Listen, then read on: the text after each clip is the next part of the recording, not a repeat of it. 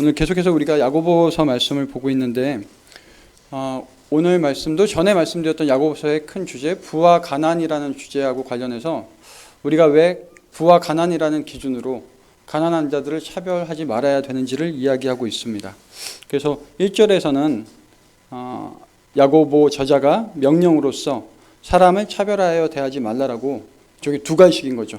우리에게 가장 중요한 명령을 하고 나서 그 이후에 5절부터 11절까지 왜 우리가 차별하지 말아야 되든지 그 이유와 근거에 대해서 설명을 하고 있습니다.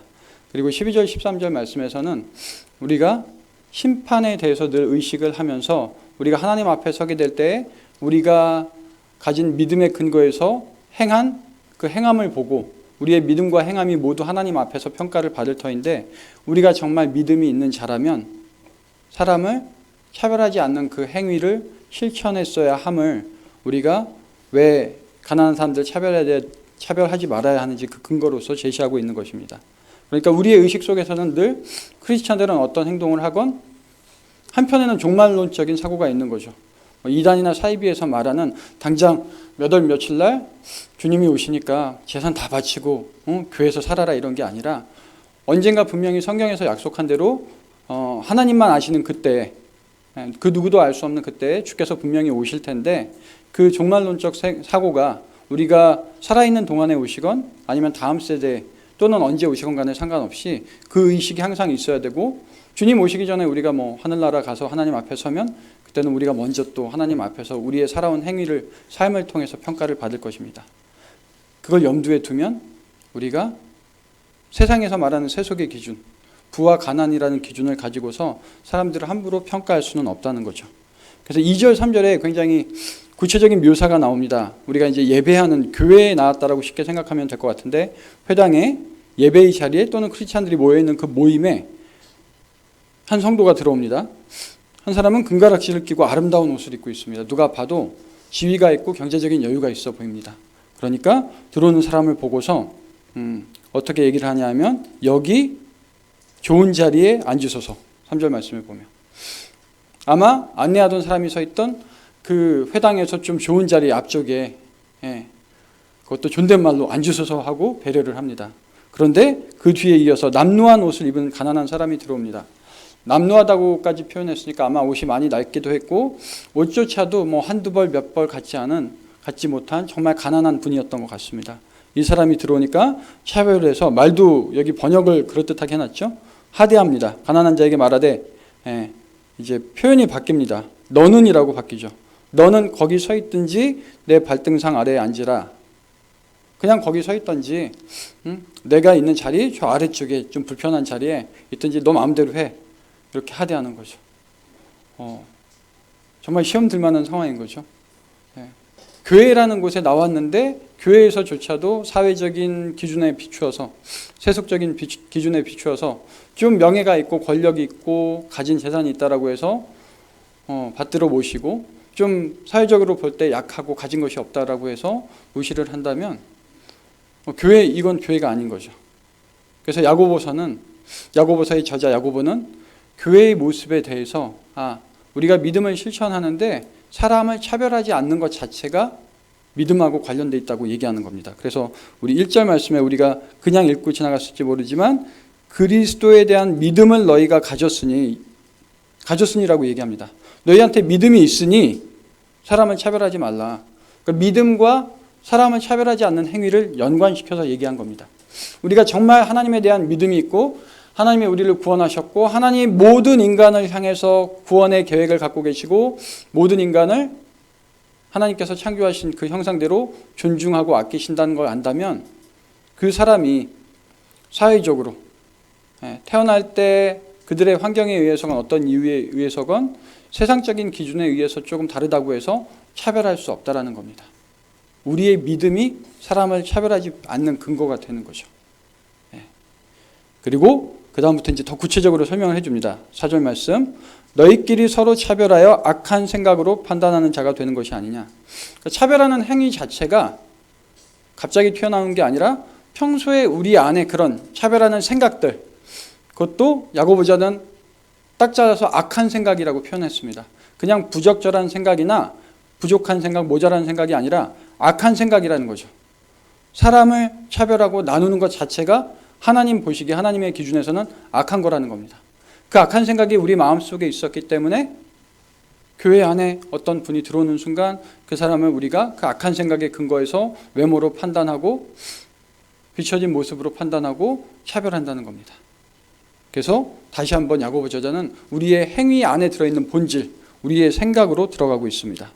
그리고 5절 말씀, 사랑하는 형제들아, 그러니까 지금 계속해서 야고보 저자는 예루살렘에 흩어져 있는 그 유태인 크리스천들을 대상으로 주로 이야기를 하고 있습니다. 하나님이 세상에서 가난한 자를 택하사 믿음에 부요하게 하시고 또 자기를 사랑하는 자들에게 약속하신 나라를 상속으로 유업으로 받게 하지 아니하셨느냐. 이건 유태인 사상에서는 굉장히 보편적이고 흔한 생각입니다. 전에도 한번 말씀드렸지만 우리가 가난하면 그냥 경제적인 상황만 설명한다고 생각하는데 유태 사상에서는 구약에도 그렇고요, 신구약 중간사에도 그렇고 랍비들의 문헌을 봐도 가난이라는 단어는 경건이라는 단어와 연결이 되어 있습니다. 특히 로마 이 시대에도 가난이라는 건 원래부터 가난한 사람들에게 하나님이 찾아가시기도 했고요. 예수님께서 가난한 자로 오셨습니다. 예수님의 제자들도 대부분 그렇게 넉넉하지 않은 평범한 서민이나 가난한 사람들이었고요. 예수님께서 병을 고쳐주신 사람들, 또 귀신을 쫓아내고 치유하신 대부분의 사람들이 소외되고 가난한 사람들이었습니다. 하나님께서 가난한 사람들을 의도적으로 택하셨다는 거죠. 그리고 또 어떤 이들은 세상적으로 볼 때는 부유했던 분들조차도 이 당시에 그리스 로마 문화에서 로마 제국 아래에서 신앙인이 되기로, 그리스도를 믿고 크리스천이 되기로 선택했다는 건 요즘 아이들이 흔히 말할 때 인싸 이런 거 얘기하잖아요. 난 인싸가 아니라 스스로 아웃사이더가 되기를 자처하는 겁니다. 주류에 편승해서 내가 누릴 수 있고 얼마든지 내 이익을 취할 수 있는 것들을 다 포기하고 스스로 가난한 자가 되어서, 내가 심지어 재산이 많이 있었고 지위가 있었어도 내가 크리스찬이 되기로 선택하는 그 순간 나는 아웃사이더가 돼서 오히려 내가 갖고 있던 것들을 내 새롭게 만들어진 내 형제 자매들과 나누고 희생하고 포기하고 내 권리를 내놓아야 되는 가난한 자의 길을 선택하는 겁니다. 그런 의미에서 성경에서 가난은 경건한 자와 연결을 시켜서 생각합니다. 그렇기 때문에 하나님께서는 이 가난한 자들, 그리고 가난하기 때문에 더 자신이 가진 것이 없기 때문에 하나님밖에는 의지할 것이 없는 사람들, 그러니까 하나님께서는 단순히 경제적인 상황만을 보고 가난한 자들을 위한다고 얘기하시는 것이 아니라 그들의 마음 상태, 다시 한번 마음으로 돌아가는 거죠. 내가 가진 것이 없기 때문에 정말로 하나님밖에는 의지할 수 없는 그 절박한 마음, 스스로 가난하기로 선택한 그 경건한 마음, 하나님을 최우선순위에 두고 하나님을 사랑하는 그 마음을 보시고 가난한 자를 택하셨다고 얘기합니다. 그리고 세상이 줄 수 없는 하나님께서 주실 수 있는 그 영적인 부요함으로 부어주시는 거죠. 그리고 궁극적으로는 하나님께서 유업으로 우리 모두에게 약속하신 하나님 나라의 자녀된 그 약속, 우리 세속에서의 어떤 기준에 의해서도 빼앗길 수 없는 하나님께서 우리에게 약속하신 절대적인 그 선물인 하나님 나라를 다시 한번 여기서 언급하고 있습니다. 그런데 우리가 이 모든 것들을 잊고 이것이 하나님 나라의 삶의 방식인데 여전히 교회 안에 나와서 명목상으로는 크리스천이라고 하지만 여전히 내 마음속 또 그리고 내 생각의 기준은 세속적인 기준을 가지고 저 사람은 없는 사람, 내가 무시해도 되는 사람, 그런 생각을 갖는 순간 이 사람은 악한 생각을 갖고 있을 뿐만 아니라 사실은 이제 뒤에 우리가 보겠지만 이것 자체가 죄악이라고 표현을 하고 있습니다. 그런데 현실에서 보면 6절은 현실을 얘기하는 거죠. 너희들은 부자를 흔히 대하고 가난한 자들을 업신여기지만 오히려 부자들, 너희들이 그렇게 배려하는 부자들은 너희들을 억압해서 법정으로 끌고 가지 않느냐. 이때 크리스찬 대부분들이 사실은 재산이 없거나 그냥 지주들한테 땅을 얻어서 경작하는 소장농이거나 이런 사람들이 더 많았습니다. 1세기 크리스찬들이 이 유태, 그러니까 야고보의 서신을 받는 유태 크리스찬들의 상황이 별반 다르지 않았다는 거죠. 그래서 재산의 분쟁이 있으면 부자들은 충분히 가지고 있는데도 불구하고 더 갖기 위해서 가난한 자들 끌고 법정으로 갑니다. 또 어떤 가난한 자들은 먹고 살아야 되니까 가족들을 위해서 부자에게 빚을 졌겠죠. 그럼 그 빚진 것을 타내기 위해서 법정으로 또 끌고 갑니다. 오늘날에도 별반 다르지 않죠. 보면 어려운 분들 돕는 분들 보면 실제로 막 여유가 있는 분들보다 그런 분들도 정말 생각이 깊으신 분들도 있지만 없는 형편에서 오히려 더 공감해서 나도 가진 게 없지만 TV나 이런 데서 뭐 정말 어렵게 사는 분들 보면 자기도 모르게 마음이 가는 거예요. 아, 나도 힘들지만 저 사람은 얼마나 더 힘들까. 나는 그래도 매달 조금이라도 월급이라도 나오는데 저 사람은 자식이 저렇게 아파서 누워있는데 치료비가 없어서 고생을 하는구나. 막 전화기 누르고 막 성금을 보내주고 자기가 없는 것 중에 이렇게 줍니다. 근데 부자들은 충분히 뭐 대기업 회장들 자기 실수로 기업의 주가가 떨어지고 가치가 떨어지고 막 수억 원대 수십억 원의 손해를 봤는데도 불구하고 퇴직할 때는 직원들이 피땀 흘려서 번 돈에 수백억을 다시 자기가 퇴직금으로 갖고 가죠. 실제로 보면 하는 일이 별로 없어 보여요. 저희 눈으로 볼 때는. 물론 그분들의 또 무거운 직책이 있겠지만 오늘날의 현실도 별로 다르지 않은 것 같습니다. 근데 사람들은 부자 앞에서 힘 있는 사람 앞에서는 고개를 숙이고 없는 사람들 앞에서는 오히려 그들을 무시한다는 거죠. 그러니까 우리의 미련한 인간적인 세속적인 기준에 맞춰 행동하는 인간의 어리석음을 여기서 표현하고 있습니다. 그리고 7절에 심지어 부자들은 자기가 충분히 가지고 있고 다른 것들이 없이도 충분히 살 수 있기 때문에 아름다운 이름, 예수 그리스도의 이름일 수도 있고요. 우리가 그때 그 당시에 크리스천들이 불렸던 그 그리스도인 에베소에서부터 불렸던 그 이름이 여기서도 이미 언급되지 않았나 싶습니다. 그래서 크리스천이라는 그 이름조차도 비방한다는 거죠. 너희들이 예수를 믿는다고 하지만 너희들의 삶의 형편이 나아진 게 없지 않느냐, 무슨 의미가 있느냐, 이렇게 비방한다는 겁니다. 교만인 거죠. 나는 이렇게 지위가 있고 힘이 있고 가진 게 있는데 내가 볼 때, 내 눈으로 볼 때 너희들은 가진 게 없다. 그래서 비방합니다. 근데 하나님께서 보시기에는 이것 자체가 교만인 겁니다. 그래서 8절 말씀, 내 이웃 사랑하기를 내 몸과 같이 하라 하신 최고의 법. 우리가 흔히 이것은 신약 성경에만 나온다라고 아시는 분들도 간혹 있는 것 같은데 레위기 19장 18절 말씀입니다. 원수를 갚지 말며 동포를 원망하지 말며 내 이웃 사랑하기를 내 자신과 같이 사랑하라. 나는 여호와니라. 구약에서 토라라고 하는 모세오경에서 이미 이웃을 내 자신을 내 이웃을 내 몸과 같이 사랑하라고 하나님께서 이미 율법으로 주셨습니다. 예수님께서는 이 가장 중요하고 기본적인 율법을 잊고 수많은 가짜 율법들을 만들어서 인간의 전통으로 지키는 유태인들과 사람들을 향해서 특히 바리새인이나 서기관, 사두개인, 외식하는 자들을 향해서 이 모든 율법을 요약해서 말씀하신 거죠. 하나님 사랑하고 이웃 사랑이라.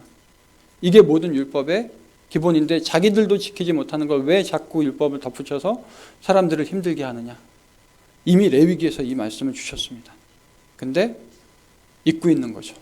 하나님의 뜻, 마음보다는 형식에 치우셔서 사람들이 잊고 지냈던 겁니다. 그래서 다시 한번 이 최고의 법, 구약 성경에 이미 토라에 유태인들이 가장 중요하게 생각하는 모세오경에 주어졌고 예수 그리스도께서 더 확실하게 이것이 최고의 법이다라고 말씀하신 그 법을 지키면 이게 잘하는 것이거니와 그 반대로 이웃을 사랑하지 않고 차별하면 죄를 짓는 것이다. 성경에서 죄는 많이 들어보셨겠지만 하말티아라는 원어를 쓰는데 원래 뜻이 관역에 미치지 못하다, 관역을 맞추지 못하다, 관역을 벗어나다라는 뜻입니다. 그러니까 하나님께서 주신 목표와 관역, 우리에게 주신 믿음이 있고 그 믿음의 실천이라는 목표가 있는데 우리가 믿음을 이웃사랑으로서 실천해야 되는데 사람을 차별하는 순간 그 관역에서 벗어나서 도덕적, 윤리적으로 실패한 결과를 갖게 된다는 것입니다. 그래서 10절 말씀에 보면 온 율법을 지키더라도 하나를 못 지키면 모두 못 지킨 사람이 된다는 얘기입니다. 아무리 많은 율법들을 너희가 만들어서 지켜도 이웃사랑하고 사람을 차별하지 말라는 이 율법 하나만 못 지켜도 너희들은 하나님의 뜻에서 벗어나게 된다. 그러니까 율법을 지키되 온전하게 믿음의 실천이라는 측면에서 정말로 사람을, 특히 형제 자매를 편견 없이 대하라 라고 말씀하고 있습니다. 그리고 11절 같은 말씀이고요. 같은 맥락에서 예를 들어서 설명을 했고요. 12절 13절 말씀이 이제 결론에 해당되는 말씀입니다. 너희는 자유의 율법대로, 지금까지 그 유태인 신앙인들이 알았던 율법이 구약의 율법이었다면 우리의 삶을 옥죄고 하나하나 규정하는 바리새인이나 사두개인의 율법이었다면 그리스도께서 야고보의 형제였던 예수 그리스도가 우리에게 주신 그 율법은 자유케 하는 율법이라는 거죠.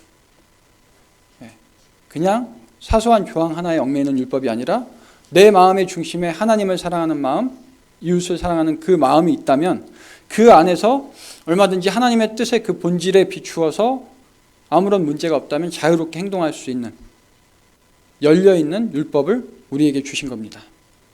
그리고 그 율법에 따라서 이제 아까 종말론적 사고라고 말씀드렸던 훗날 예수께서 다시 오실 때 또는 우리가 하나님 앞에 설 때에 그 앞에 하나님 앞에 섰을 때 어떻게 평가받을 것인가를 생각하고 말도 하고 행하기도 하라. 여기서 말도 하고 행하라고 한 이 표현은 사실은 하나의 동사에 같이 물려 있습니다. 그래서 후토스라는 동시 부사라고 헬라어 문법적인 용어를 써서 표현되어 있는데 현재 시제를 써서 말하고 행동하는 것이 여기서도 일회적인 행동이 아니라 늘상 우리가 실천해야 되는 것. 그러니까 신앙을 가지고 있다면 우리가 매일의 삶에서 우리의 언어와 우리의 행동이 마치 습관처럼 반복이 돼서 사람들을 차별하지 않고 존중하고 배려하고 하나님을 사랑하고 이웃을 사랑하는 게 말과 행위 모두에서 나타날 뿐만 아니라 그게 우리의 습관이 되어서 한 해 두 해 쌓여서 정말로 결과적으로 예수 그리스도를 닮은 성품에 이르도록 그렇게 훈련을 하라는 말입니다. 그리고 13절 말씀 반대되는 거죠. 세속적 기준에 비춰서 우리 1절에 나왔던 것처럼 사람을 차별하는 게 아니라 어떤 상황이든지 그 상대를 긍휼히 여기는 마음으로 하나님의 심정, 하나님께서 우리를 긍휼히 여기셔서 그 은혜로 구원하시고 불러주시고 하나 되게 하신 그 마음을, 그 은혜를 우리가 기억하고서 긍휼을 행하라는 것입니다. 그런데 우리가 그 긍휼을 행하지 못한다는 건 우리가 스스로 하나님께 받은 은혜와 자비가 없음을, 경험하지 못했음을 반증하는 것하고 똑같습니다. 우리 1만 달란트 빚진 자 비유가 나오지 않습니까? 우리가 정말로 하나님께 은혜를 받았고 그 은혜를 체험했고 그 감격에 있다면 어떻게 그 큰 은혜를 받고서 다른 사람을 함부로 판단하고 차별하고 정죄할 수 있느냐, 이 얘기입니다. 그러니 하나님께 받은 그 은혜를 우리가 사람에게 베풀지 못한다면 우리가 우리 마음 가운데 그 긍휼 없는 마음과 행위로 인해서 하나님 앞에서 우리 자신이 심판을 받게 된다는 것입니다. 우리 가난한 자를 대놓고 차별하거나 그런 분들은 여기는 안 계실 것 같아요. 또 저도 그렇게 부자인 것 같지는 않아서 오히려 차별당하고 이런 경우도 있을 것 같은데, 여러분들이 주위에서 만나시는 분들, 생활할 때 또 일이 됐건 아니면 지역사회에서 친구분들이 됐건 만나는 분들 가운데 혹시라도 차별당한 분들이 있다면 우리가 가진 이 하나님 나라의 유업과 기업을 알려주시고, 하나님을 아는 분들이라면 공감하면 될 것 같고요. 하나님을 알지 못하는 분들이라면 함께 나와서 당신이 알지 못하는 하나님의 유업이 있습니다. 세상의 기준은 왜곡되고 잘못되고 죄로 인해 타락해서 우리를 차별하지만 우리 안에 차별받지 않는 하나님의 기업이 있고 하나님의 기준이 있습니다라고 알려드리면 좋을 것 같습니다. 또 우리 자신이 먼저 그 확신 가운데 생활했으면 합니다. 그래서 오늘 하루도 살아가실 때 우리 사회 가운데서 여러 가지 부당한 일들, 정말로 억울하게 상처받고 차별당하는 일들이 다반사지만 우리가 아직 하나님 나라에 있지 못하기 때문에, 타락하고 왜곡된 세상 가운데 있기 때문에 어찌할 수 없는 현실인 것 같습니다. 주님 오시는 그날까지. 그래서 한편으로는 정말 주님 오시는 그날을 기대하면서 그때는 정말 완성된 나라, 차별이 없고 공정과 정의가, 공평과 정의가 하나님의 주권 아래 올바르게 행해지는 그런 나라가 오겠지만, 우리가 적어도 세상에서 살아가는 동안에는 우리 주위에서나마 그런 모습들이 조금씩 사라질 수 있도록, 그래서 모두가 외모가 아닌 그 사람의 마음과 생각과 하나님을 향한 그 기준으로 평가받는, 올바른 하나님의 기준 가운데 평가받는 그런 교회가 또 사회가 될 수 있도록 같이 기도하고 또 협력해 주셨으면 합니다.